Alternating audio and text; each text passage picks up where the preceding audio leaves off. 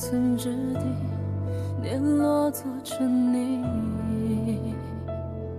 冷眼照风雨，楚河我自知己，叹命运。只见众生如雨，黄沙淘尽。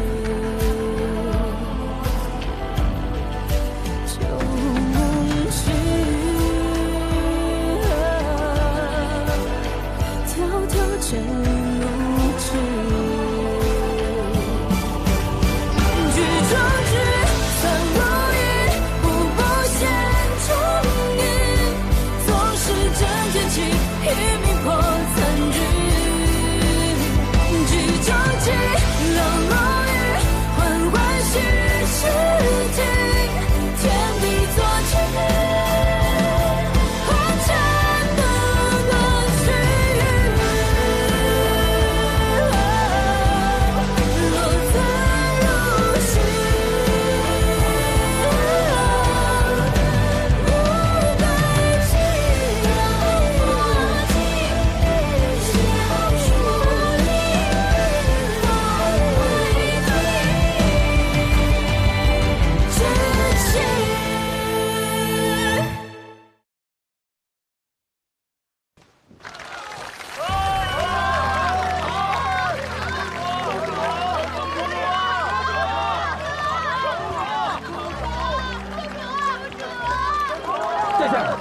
将士们备了薄酒，赏你好歹是喝一杯清酒，以后再走吧。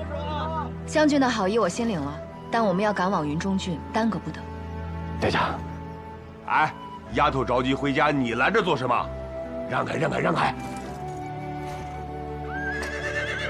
诸位的好意，我都心领了。殿下，在去路上吃。乡亲们，大军开拔，切莫挡住道路，耽误行程。好意心领了。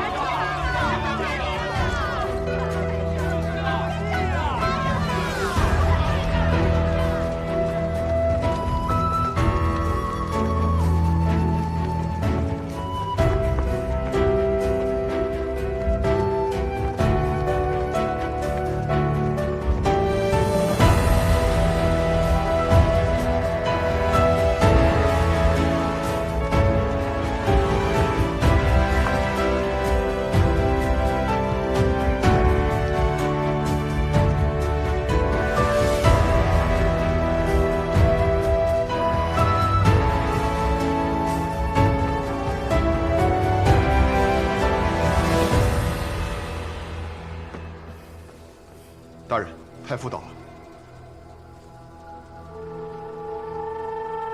让他进来。是。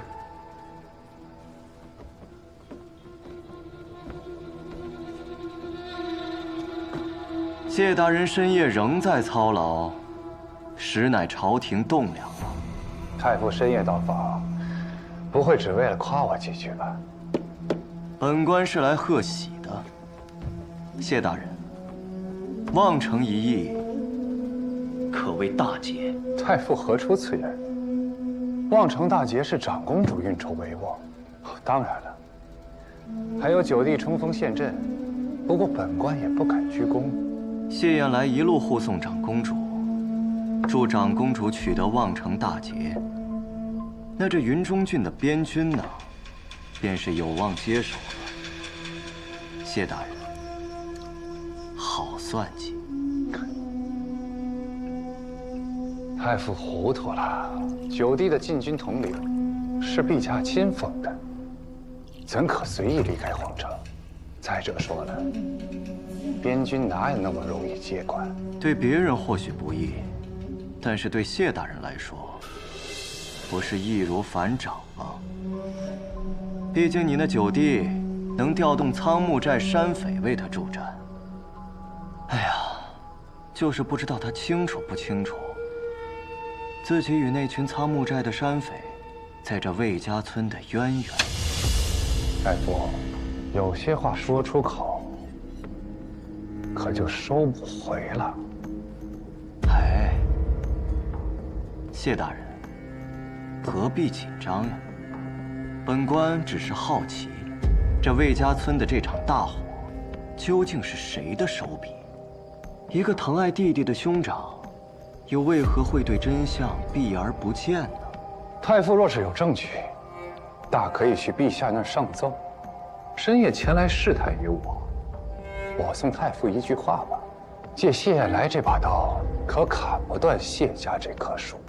谢氏百年基业不倒，自有倒不了的道理。本官只是就事论事。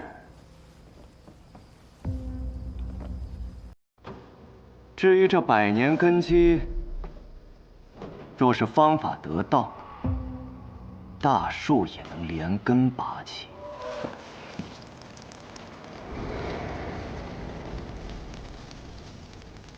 有趣。太傅，不如你与我打个赌怎么样？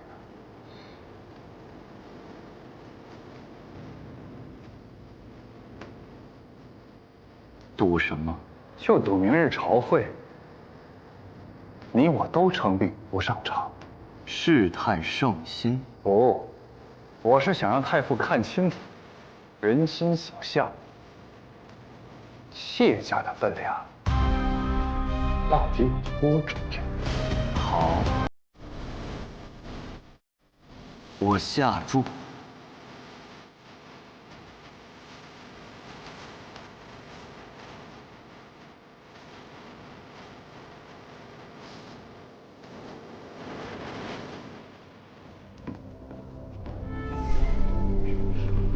世子，说某人到了。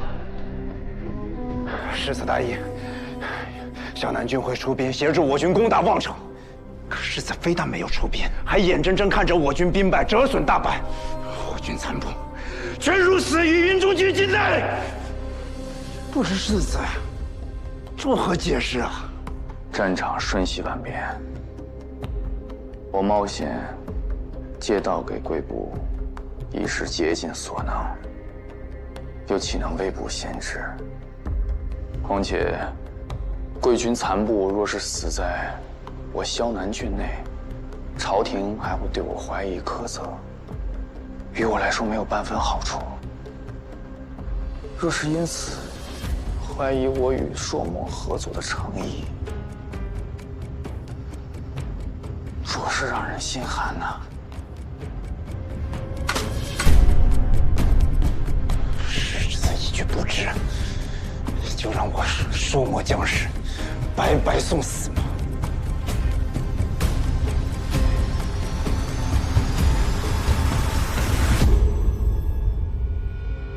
大王又何曾信任过我？毕竟，到现在大王都没有告诉我，为何5年前要我助朔在魏家村放那马虎？彼时若不是我派人善后，此事又岂能瞒得如此干净？如今倒来疑我。回去告与朔漠王，谋城在于相符。若他执意要我对此事有个交代，那便一拍两散。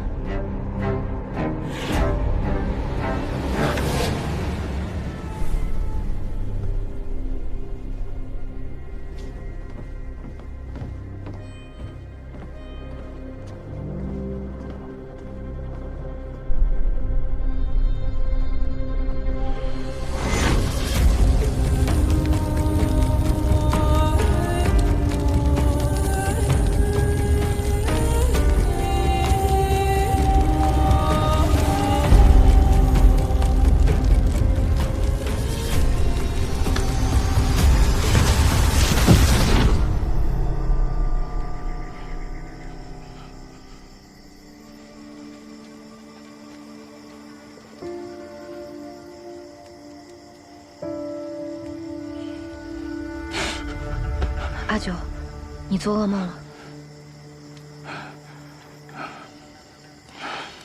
你方才看起来很痛苦。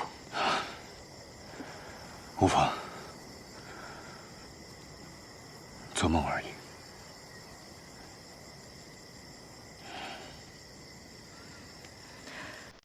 马上就要见到阿爹了，那不是应该开心才是吗？也不是不开心，是害怕。我害怕我阿爹的病。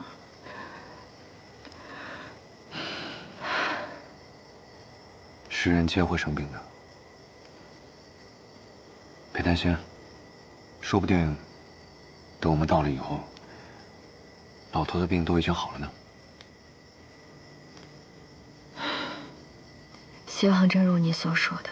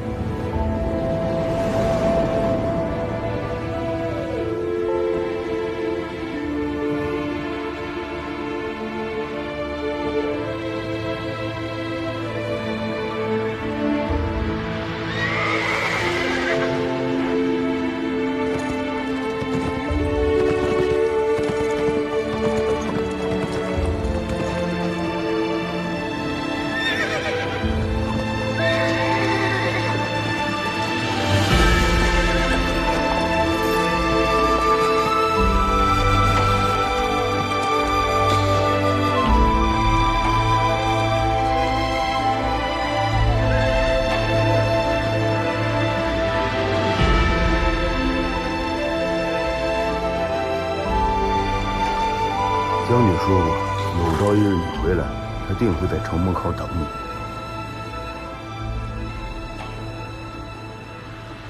是，你是从无败绩的大楚战士，是万人敬仰的魏将军。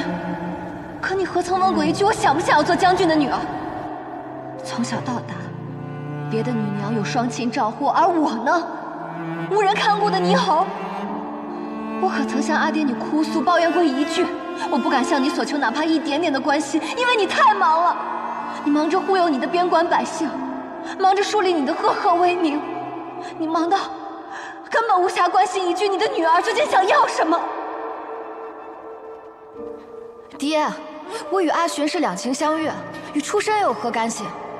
女儿不能嫁世家大族，那阿爹为何要不远千里求娶我娘那样的楚度贵女，让她陪着你在大漠虚度一生？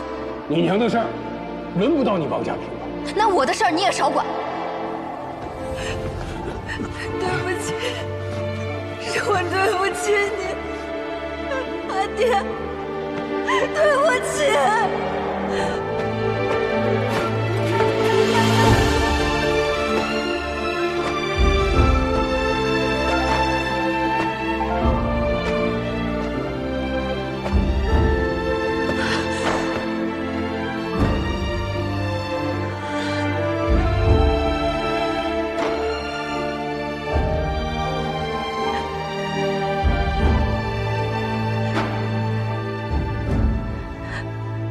阿爹，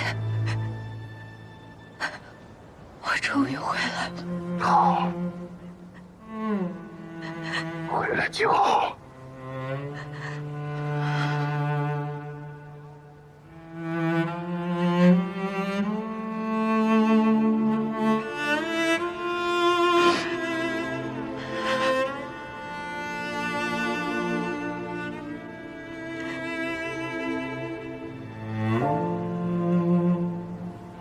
是什么时候的事情？阿爹的眼睛怎么会？军医怎么说？军医不行，我们便找御医，一定可以治好。哎呀，不折腾了。其实有没有这双眼睛，阿爹都能看清楚你的样子，全在这儿呢。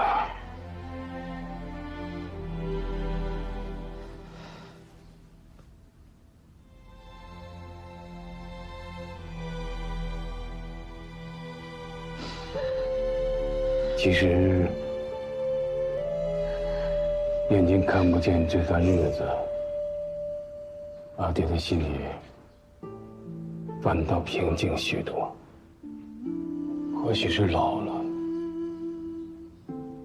总会想起以前的事儿，越想越觉得对不住你。你长这么大，阿爹竟然没陪过你放过志愿，连你的集结地都能错过。那日你离开时说的那些话，午夜梦回之时，阿爹总是反复想起。你说的对，阿爹不是个好父亲。阿爹从来没问过你心里想要什么，也没资格祈求你的原谅。阿爹，不要这么说，是我对不住你。阿爹，我不应该对你说那些残忍的话。5年前我也不应该任性的离开，为给你只言片语。阿爹，原谅我好不好？哎呀，阿爹从未怪你，何谈原谅？你要是不是那么倔的话，阿爹反倒不习惯了。阿爹这一生最值得骄傲的，不是退敌千里，而是生了个比阿爹还倔的姑娘。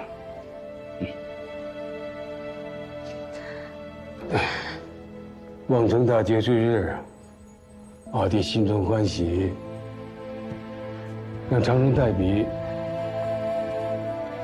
写了一首贺诗。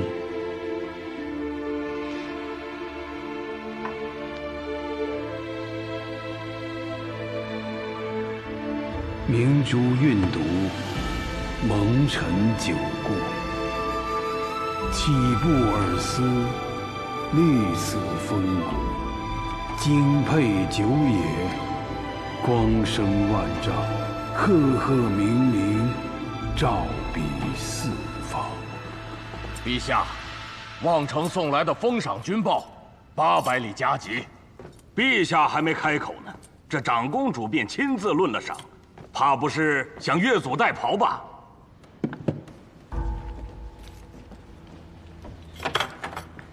谢大人告病，太傅已凶目，这军报该递往何处？自然是送到太傅府上。太傅乃先帝钦点辅政，军国大事岂能绕过？边关军情如火，太傅懂什么排兵布阵？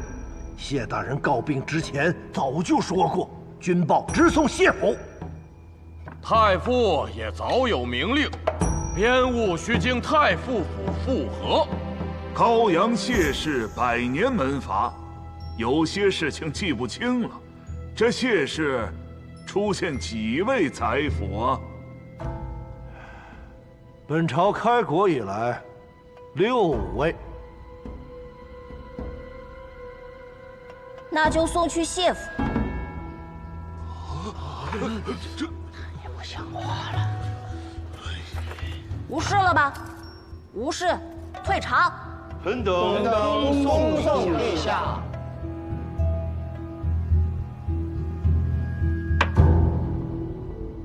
公子，你听说了没？今日在朝堂上，我谢家大获全胜，说是御史那老匹夫气得都快晕过去了。我与你说过多少回，在外行事切忌张扬，凡事盈满则亏。那人家夸公子，夸咱们谢家，我难不成还谦虚不成？我当然受之无愧。也罢。公子，您不看看军报内容吗？这封军报你送去太傅府吧。送去太傅府？公子您不自己批吗？这封军报只有太傅能劈。可万一太傅他不……他会劈的。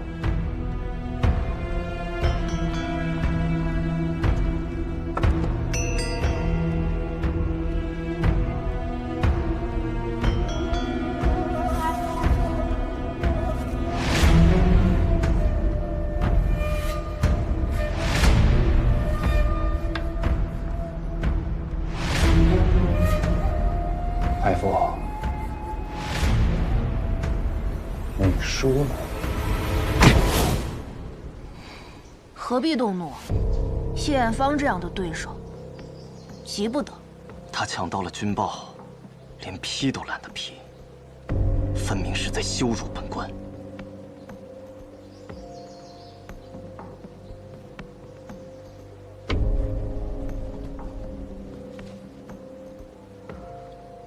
这个人，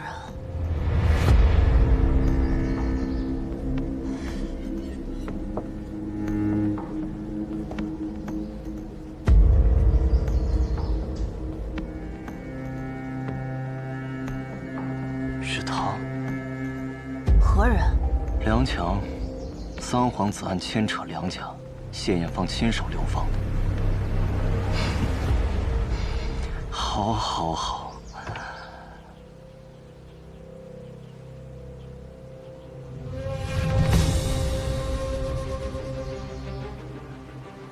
你这就劈了？他既然是谢艳芳的敌人，那我偏要扶你一把。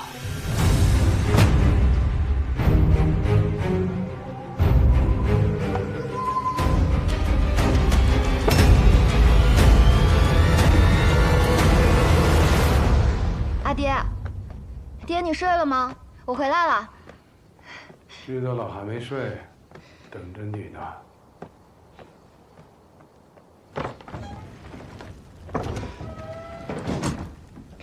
爹，你猜猜，我带什么回来了？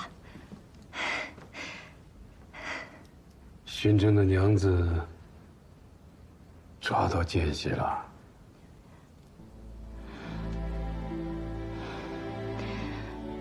我带回来一只兔子。这厉害，不是阿九抓来给你的吧？不是他。阿爹，你看，这个小兔子啊，跟雪团一样。兔子会咬人，你可别忘了，你小时候被咬过，哭了3天。有吗？我怎么都不记得了。过去的事儿，你都不记得了。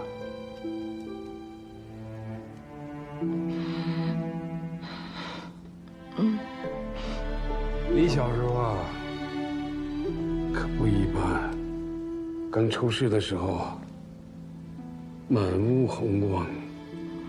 一个算命先生路过，顿时大吃一惊，指着说：“天降祥瑞。”是吗？阿爹莫不是又去街上偷听茶馆讲书了？那后面还说了什么呀？说这小女抓周的时候，一把攥住了边郡的胡服。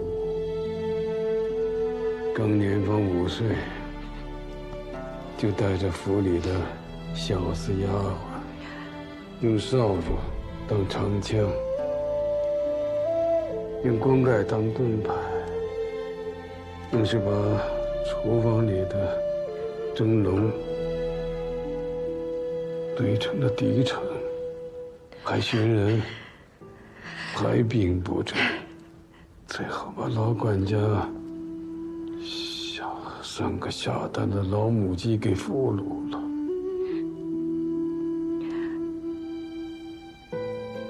我可不记得我有这般威风。你可是威风了，老管家可哭了2宿啊。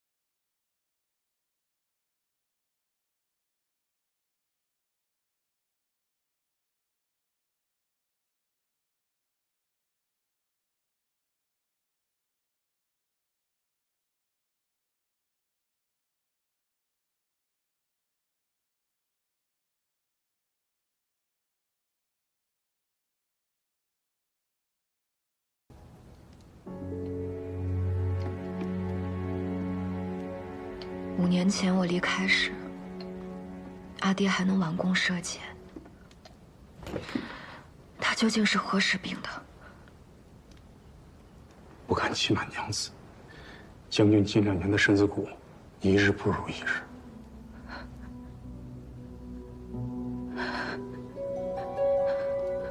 其实，没有生这里的谢家，结局都一样，都已经下了整整3年。是你亲自送的索命符，来往于楚都和云中，1月又1月。楚灵是一定要死的，不但死在姑的刀下，也死在女儿的小心里。不可能！上一世，明明是我婚后，那有毒的沙枣膏才送到父亲这里。这一世没有了沙枣膏，阿爹为何还会如此？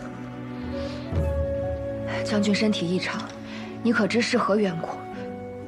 老朽也不清楚是何缘故。待我再去给将军熬服提神补气的汤药来。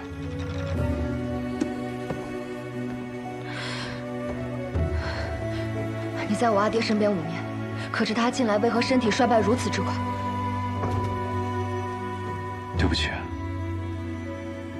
我不知道。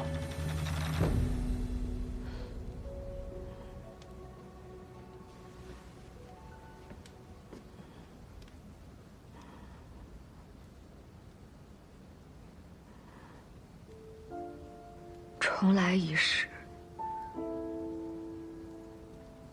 也没有什么不同。对你而言，有所不同。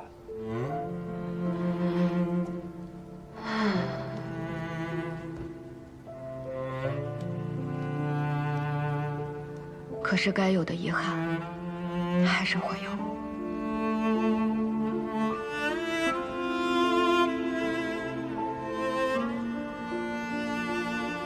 草木枯荣皆有定数，更何况是人。将军一生护佑边郡，得万人敬仰。如今就算离开，也有爱女相送，兄弟陪伴。或许他并没有那般痛苦。就算将军真的纵马黄泉，但他对你的爱，并不会因此而消散。可他本不该是这样的，他不该是这样的。他斩敌手于边境，护百姓于边关。他做了一个将军所有该做的事。20万将士的性命，万千大楚百姓的安宁。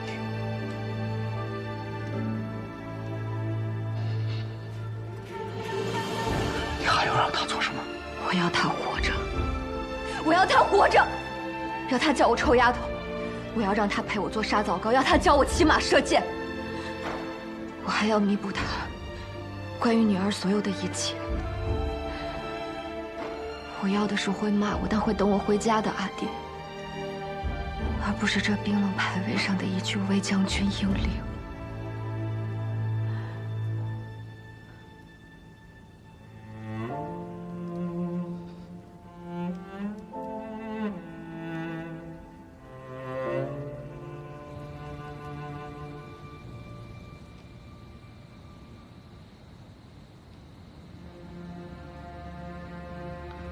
怎么了，姑姑？楚灵，楚灵快不行了。姑姑，您要去见他吗？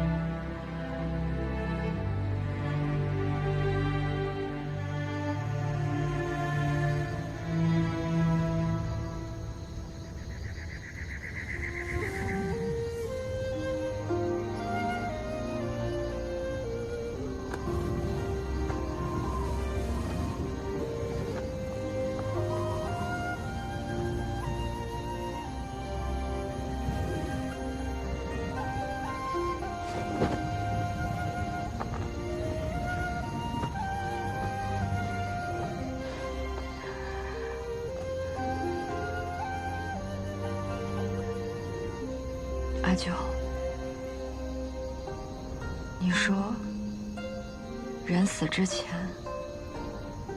会想什么？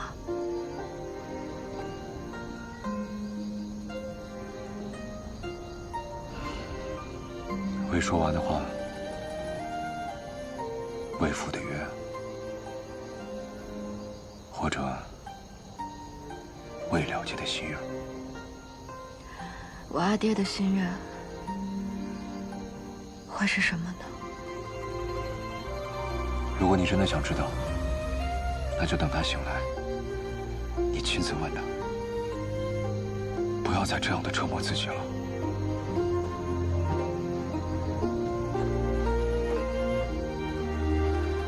阿成，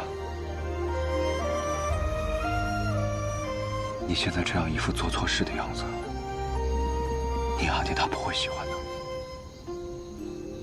我只是想知道为什么，到底出了什么问题，才让我又走到了这个结局？我明明做了那么多努力，我明明什么都尝试过了，为什么我阿爹还是要离开我？阿成，你冷静一点。我还能做什么呢？你告诉我，我还能做什么才能救我阿爹？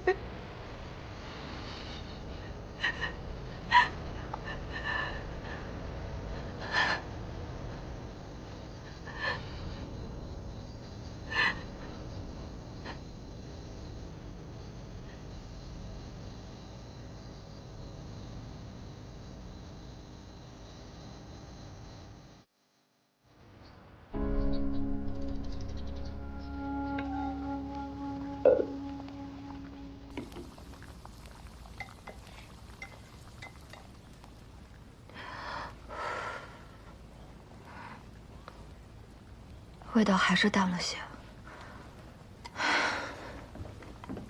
你阿爹吃不得猪鱼粉，他现在的身子受不住。葛大婶，你怎么会到这里来？我是你阿爹的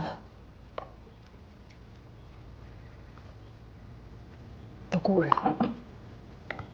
来送他最后一程。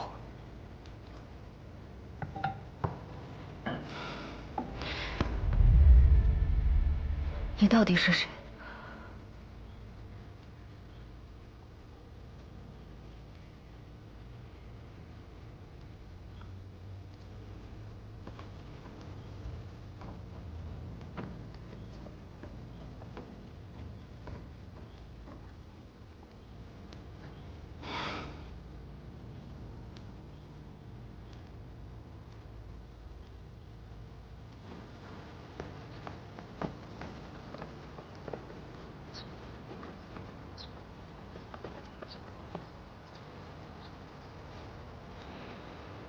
故人？什么样的故人，会连阿爹忌口什么都记得？他的身手不似寻常山匪。望城之战时，他是双刀的手法不一般。仓木寨匪首木棉红，善使双弯刀。天书初年被我阿爹率兵清剿，跳崖自尽。难道他就是木棉红？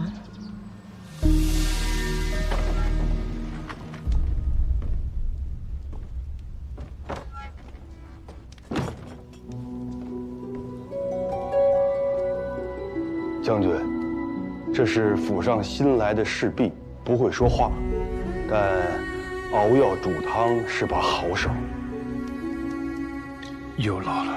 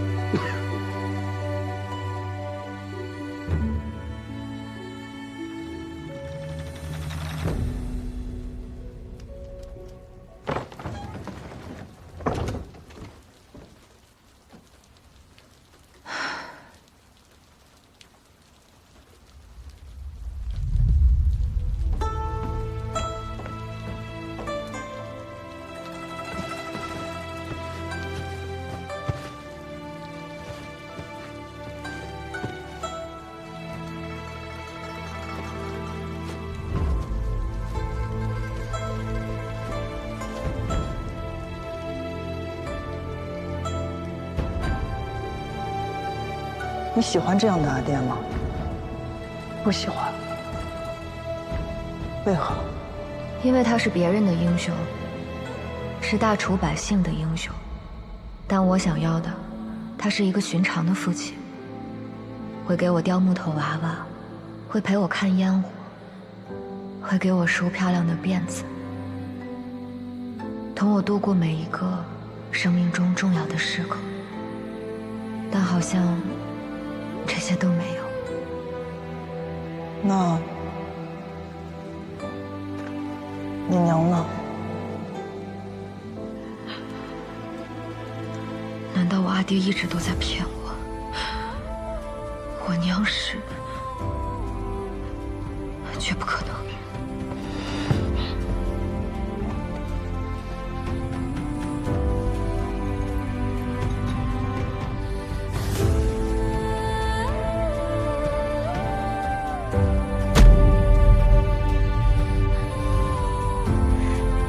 张张，张张，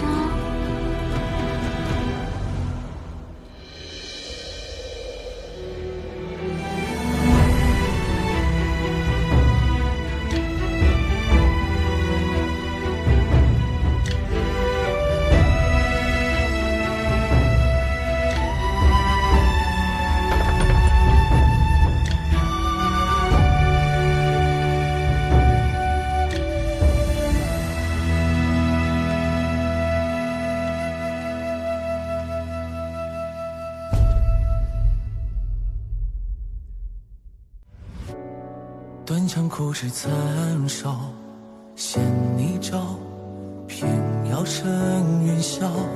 摘下傲骨悬肉成鞘，星火在缝隙间熬，烈焰中咆哮，八幡夜烧出破晓。明明困我于囚牢，也不想向人低头。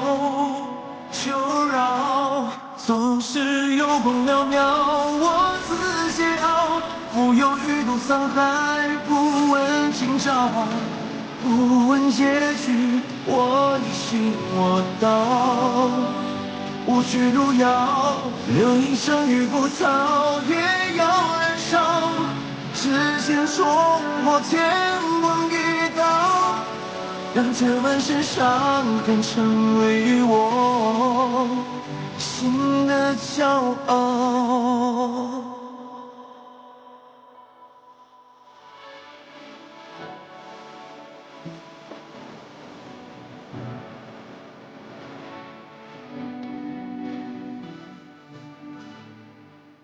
宫阙九重暗角，只为人笑，纷纷扰扰，人间惊空把你照照。星火在缝隙间熬，烈焰中咆哮，八幡夜烧出破晓。命运困我于囚牢，也不想向人低头。求饶，总是有光渺渺，我自桀骜，浮游鱼肚沧海，不问今朝，不问结局，我你行我道。无惧路遥，人生已浮躁，也要燃烧。指尖冲破天光与刀，让这满身伤痕成为我心的骄傲。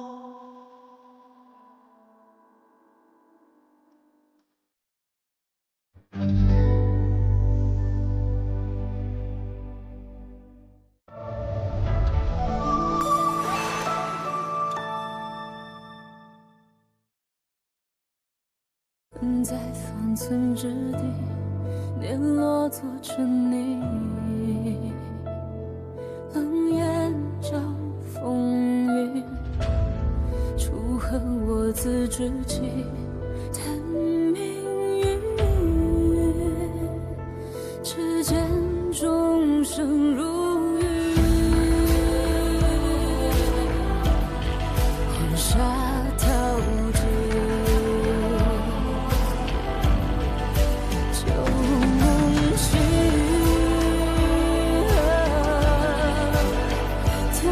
剑如纸，举中指，散如云，步步现重影。纵使真剑气，一命破残局。举中旗，冷落雨，缓缓虚实听，天地作情。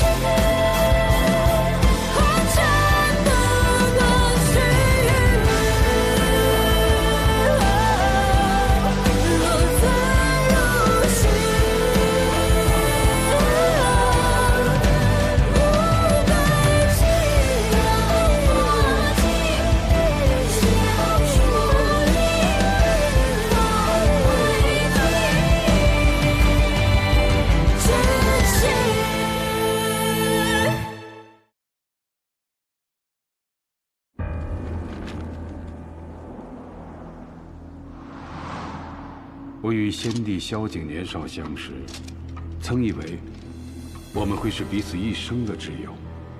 萧景说要做明君，我便许诺为他守江山。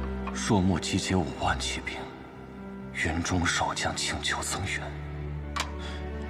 让我去。你说什么？云州乃边境要害，不容有失。可我怎能刚登基，就把你派去最危险的地方？正因为你是新君，才更需要一场胜利。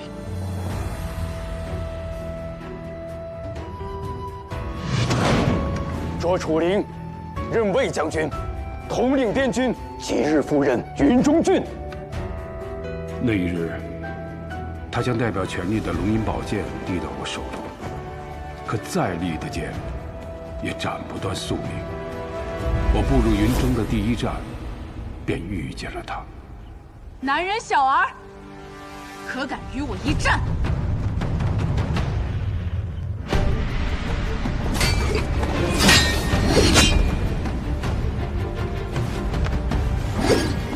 朔漠女将军阿兰若英，后来在荒丘，我又见到她为战死的亲军落泪，我才知道，朔漠女罗刹心中不止杀伐。楚将军深夜独行，未带亲卫，就不怕我取你首级祭旗？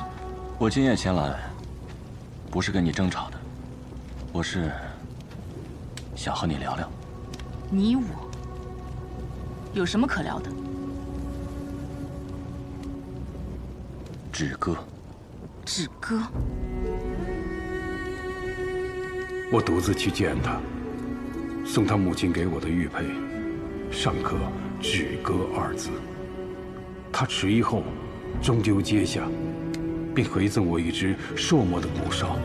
他说，他愿拼死一试。然他迟疑劝和换来的，却是朔漠王要斩他于2军阵前。我只能将他带回大楚。我告诉他，若朔漠的鹰没有了方向，那便做朵不败的花吧。从此世上没有了阿兰若英，只有我的妻子木棉红。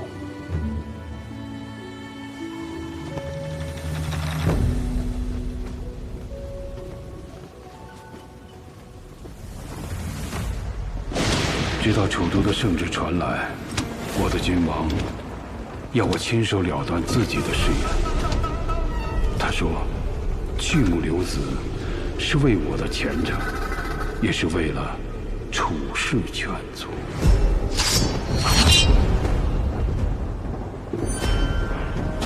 你要做什么？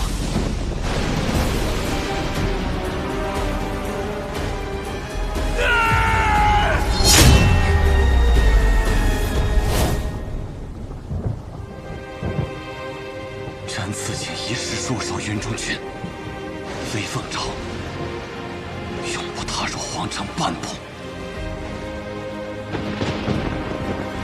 那一刻我才懂，最锋利的剑斩不断帝王心术。我终究无能，只能用一场剿匪，将他深深藏进藏木寨。传捷报！贼首木棉红跳崖自尽，当场伏诛，以告皇恩。你出生那日，他精神唤你楚州。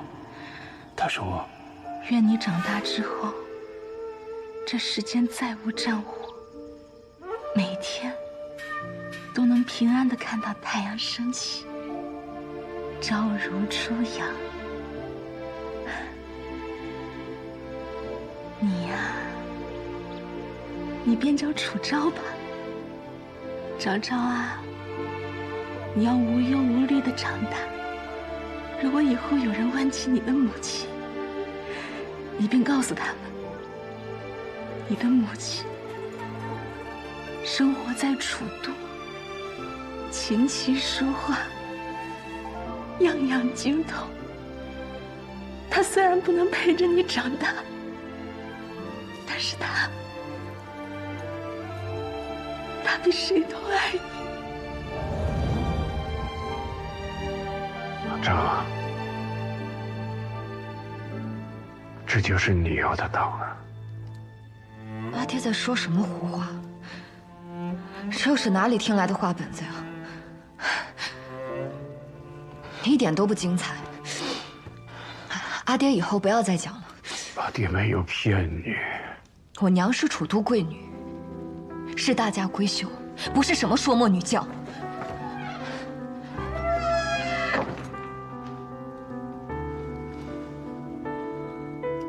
我阿爹说你是我娘，你是吗？那敢问阿爹，这些年你告诉我关于我娘的故事都是假的吗？我娘出身高门，琴棋书画样样精通，她善写小篆，画花鸟，弹古琴，你会吗？你如果是我娘的话，你一定会写，你现在就写给我看，你写给我看啊！你不会，你这双手只会舞刀弄枪，你只会杀人。你双手沾满鲜血，你不是我娘，我娘不是这样的。阿超，让他说完。我的母亲眉如远山，肤若凝脂，她是世界上最良善、最好的娘亲。我的母亲，即便是死了，也不会抛下我。她如果还活着，也一定不会欺我、骗我。而你，配我？阿超，我说错了吗？这一切不都是爹你告诉我的吗？我娘是楚都贵女，我娘病逝了，这一切的一切都是爹你告诉我的呀！还是这么多年，这一切都是你编造的谎言？到底什么是真的？阿爹口中的母亲是假的，阿爹你病中也瞒着我，到底什么是真的？够了！你说的没错，我不是你娘。将军病重，都分不清什么是话本，什么是真的。那既然我阿爹说的是胡话，那你就带着这个没有人要的破东西离开我楚家。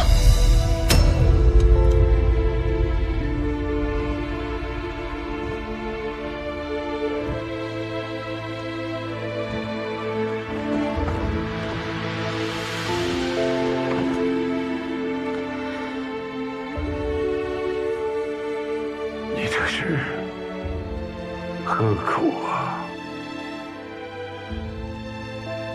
她现在不光是你楚灵的女儿，更是大楚长公主。她的母亲不能是一个庶母人，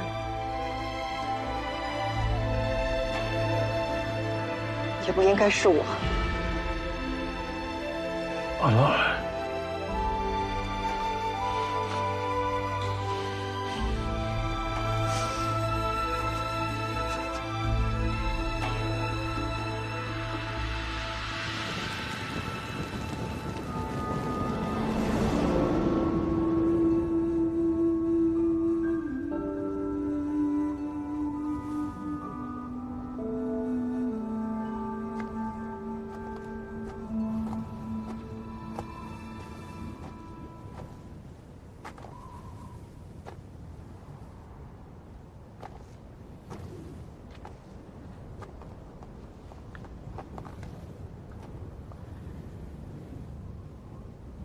他凭什么替我决定该怎样活着？或许，他只是想要你平安。平安？我活了19年，每天都在思念一个已死的母亲。我现在才发现，最讽刺的不是祭拜空坟，而是我的母亲从一开始就选择抛弃我。真正的不爱，连欺骗都是多余的。在我8岁的时候，我母亲送我回了谢家。她跟我说，她一定会来接我。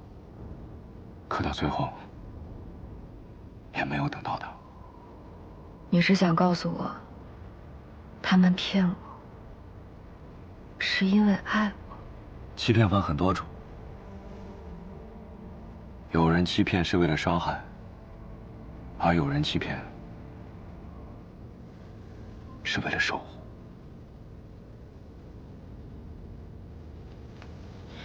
可我需要的是真相，我不需要以欺骗为名的守护，我也不想永远做一个被保护的弱者。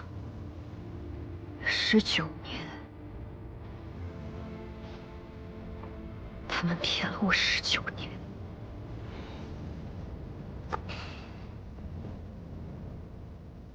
那你知道了真相，你打算怎么做？继续在这里质问到底为什么，还是回去看看不知道还剩多少时间的阿爹？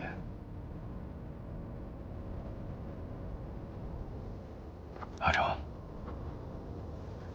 信任不是用来纠结对错的。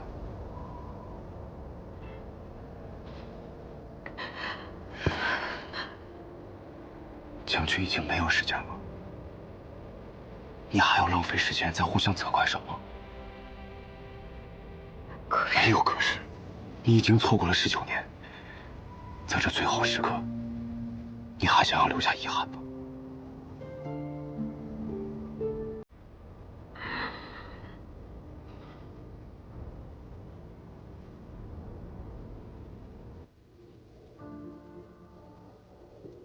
三舅舅，你的病可好些？阿姨这么惦念舅舅，舅舅很是开心。病很快就会好的。陛下，邓毅批了边郡的折子，已命人快马加鞭送往云中郡。太傅果然不让人失望。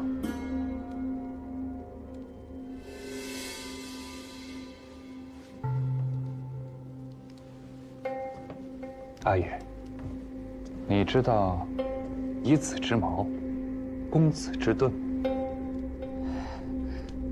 不知道没关系，舅舅教你。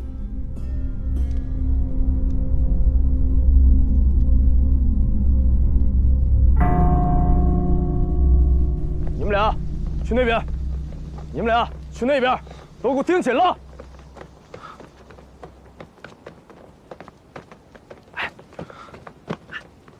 听说朝廷的奖赏批下来了，你不是便要前去边郡赴任了？明日便启程。太好了，你们梁氏一族能否再兴，就看你往后的建树了。这次能成，也是靠机会。机会？梁家本为戴罪之身，加官封赏亦是有困难，只是好在有贵人扶持，加上朝中局势相护，这才顺利通过。贵人？能够帮到我们梁家翻身的，都是贵人。但我怎么听说，这次的赏赐名单是长公主给的？她与普通女子确实不同。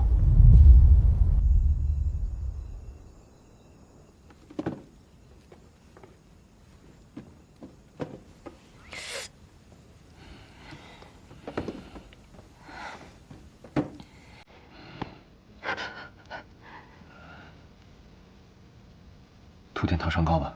阿爹喜欢吃我做的沙枣糕，我要赶紧做出来。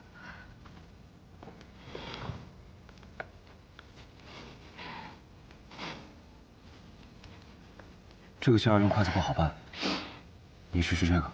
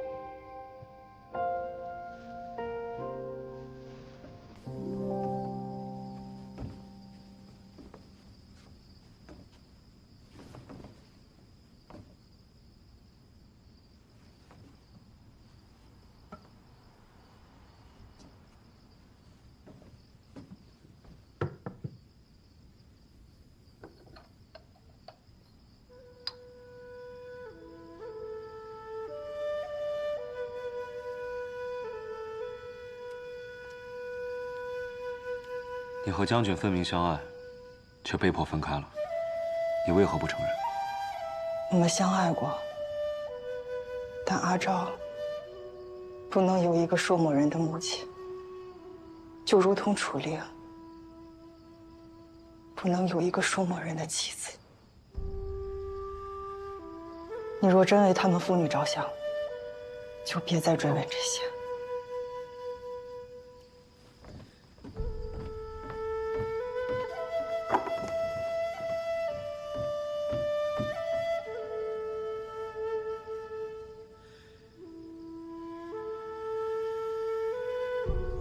我能否问你一个问题？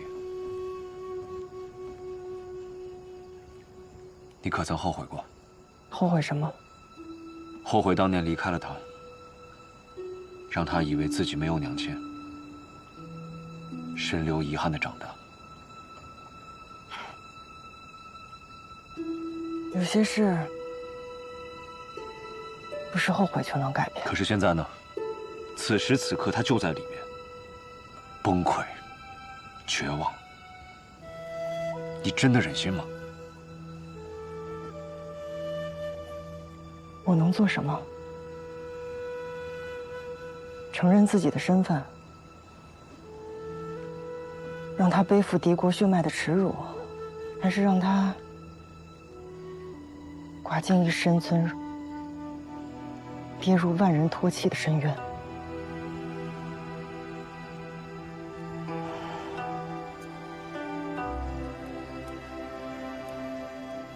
这簪子本该在他及笄那年给的，我看得出来，戴得很好，替我给他吧。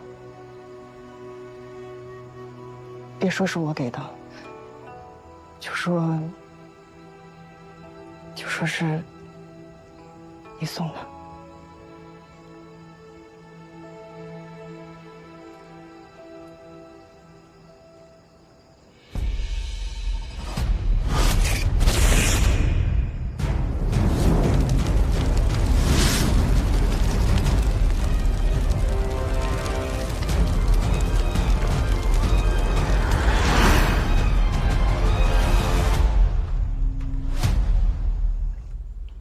不过是丧家之犬，何惧之有啊？属下就是怕他们因望城之事心生芥蒂，不愿再与我们萧南郡合作。望城，望城之事，与我萧南郡有何干系？那些寿末残部被屠杀，不是楚昭做的事情吗？世子说的是。说起朔末，我倒是有另一件事情想要问问你。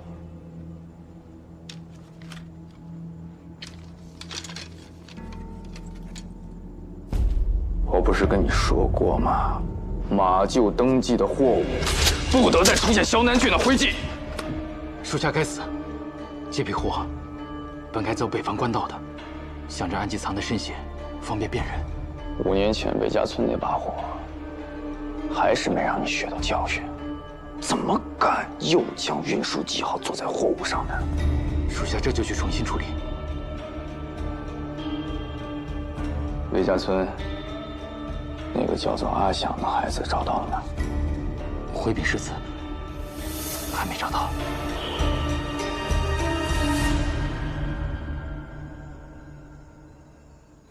快看看我爹，看看我爹，救救我父亲！快！不必了，把他留下。我想和你说几句话。爹，我在。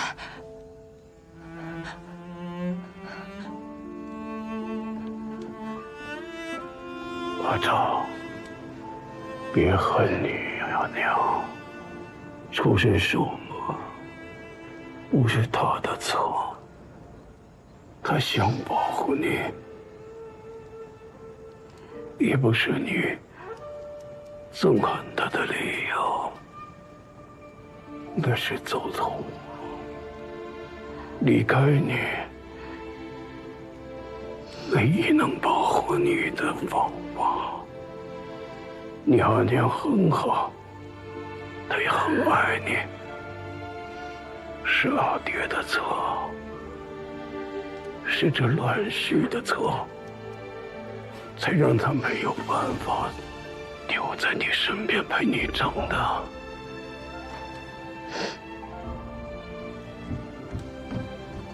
阿兰，来我身边好吗？爹，阿昭，如今我命不久矣，也不在意什么了，就想跟你阿娘好好道个别。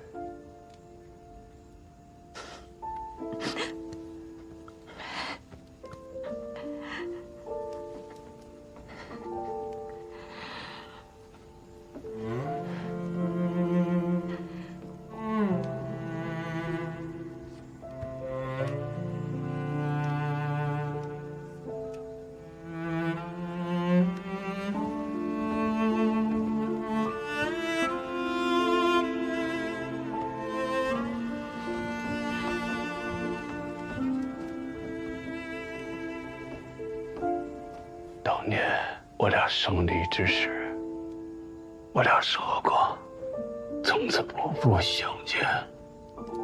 如今死别，竟真的不能相见。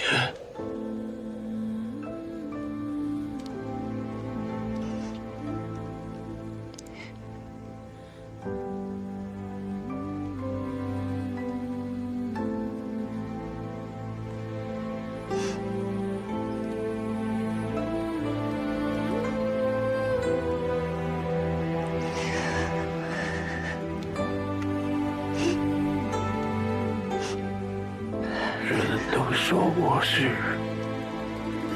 大楚战神，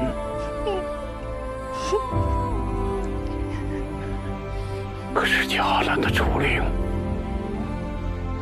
不过是多活了19年的行尸走肉罢了。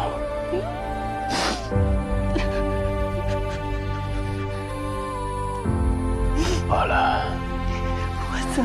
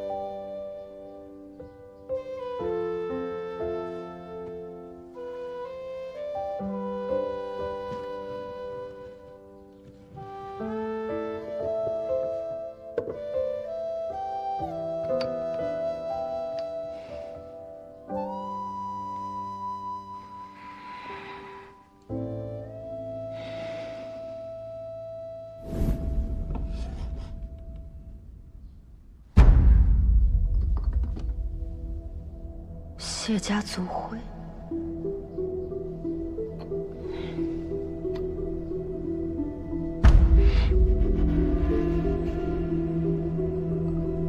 来人，在，把这个送到军医处查验。是。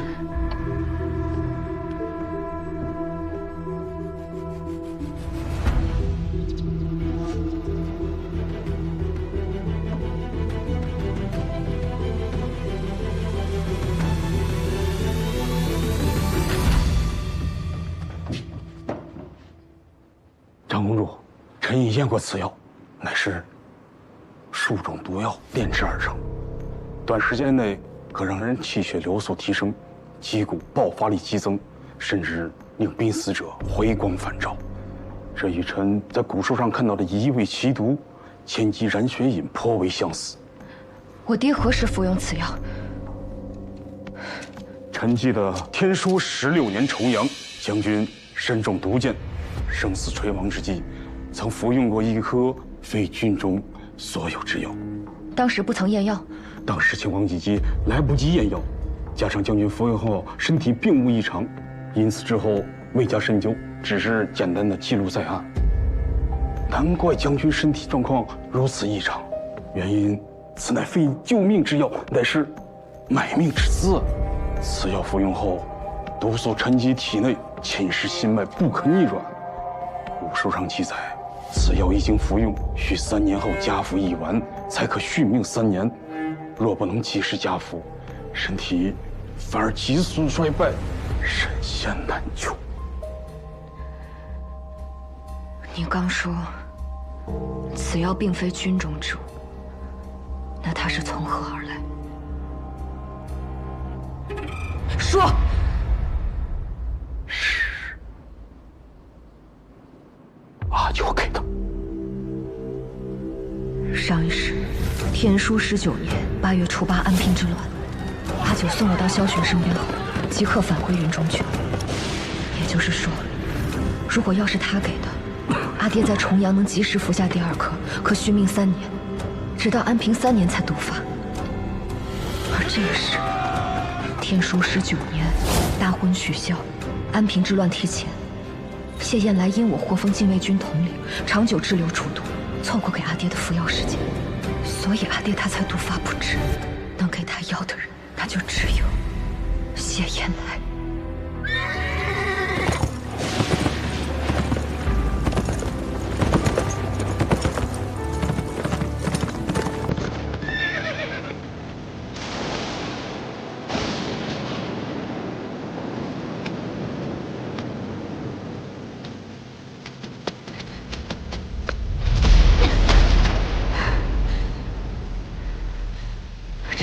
给我爹的。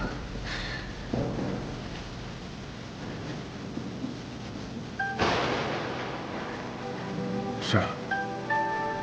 军医说，这是虎狼之药，先救人性命，再让人丧命。你说什么？我说，你给我爹饮鸩止渴，到底是何居心？九弟，这个唯有咱们谢氏嫡系才能见的秘药，有回阳救逆之功效。你把它带在身上，以备不时之需。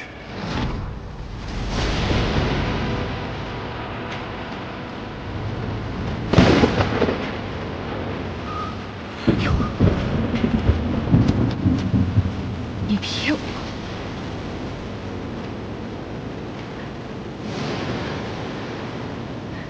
药确实是我给的。如果你想报仇，现在就可以取我性命。这就是你的解释吗？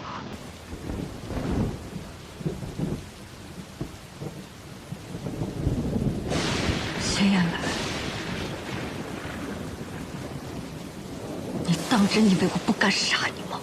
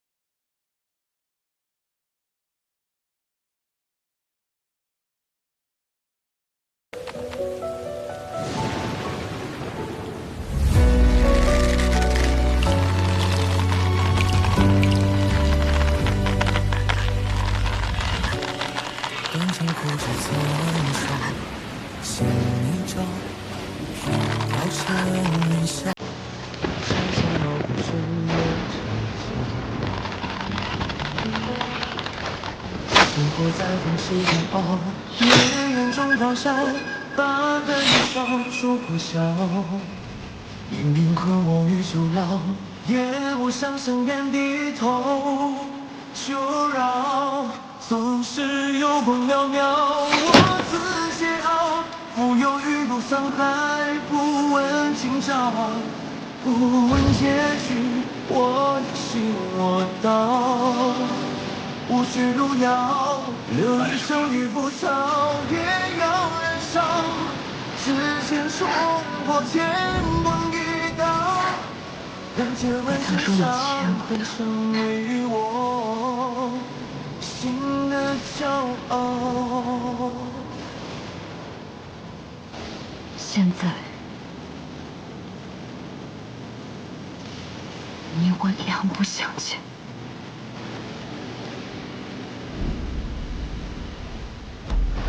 去破开爱笑，只为人笑，纷纷扰扰，人间惊恐把你照瞧。星火在缝隙间熬，烈焰中咆哮，把寒夜烧出火硝。命运困我于囚牢，也不想向人低头。求饶，总是有光渺渺，我自桀骜。不忧余路沧海，不问今朝，不问结局，我一心我道。无需路遥，流萤生于浮躁，也要燃烧。指尖冲破天光一道，让这满身伤痕成为我心的骄傲。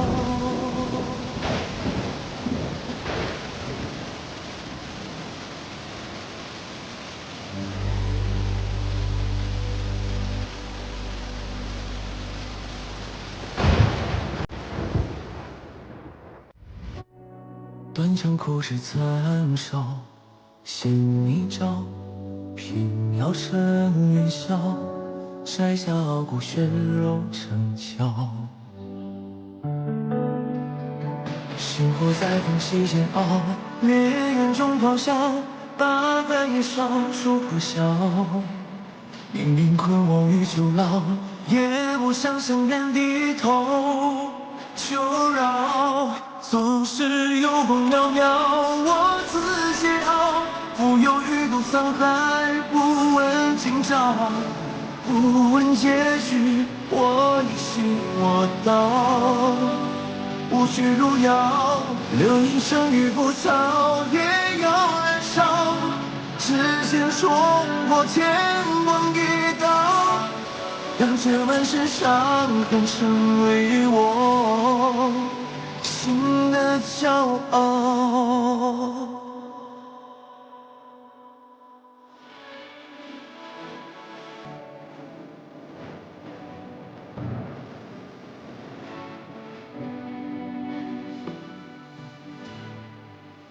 宫阙九重暗角，只为人笑。纷纷扰扰，人间惊空，伴你照朝。星火在缝隙间熬，烈焰中咆哮，把寒夜烧出火硝。命运困我于囚牢，也不想向人低头。求饶，总是有光渺渺，我自桀骜。不忧余路沧海，不问今朝，不问结局，我一心我道。